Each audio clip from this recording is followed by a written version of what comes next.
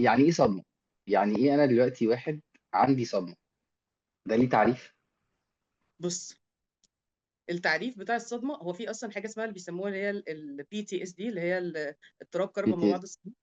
بوست دي تروماتيك ممكن يكون واضح حاجه. قوي، ده واضح ان اوكي. هو في حد اتعرض لحدث كبير في مم. حياته، او سلسله من الاذى، وهو في سن مثلا، يعني حد كان مثلا بيتضرب كتير وهو صغير، مم. حد كان مثلا الطريقه بتاعه التربيه بتاعته مش احسن حاجه، مم. ممكن يكون حد كان عنده احد الوالدين مثلا مدمن او سكير. مم.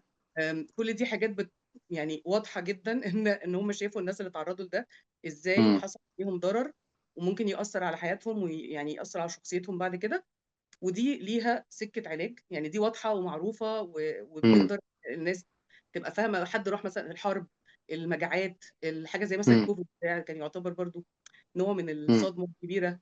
بس هتلاقي طبعا. بقى حتة بقى مش يعني مختلفة، ان كل واحد فينا يعني رغم ان هي ممكن تكون تأثيرها علينا كبير كلها، مم. بس كل واحد فينا اللي حصل جواه مختلف عن التاني.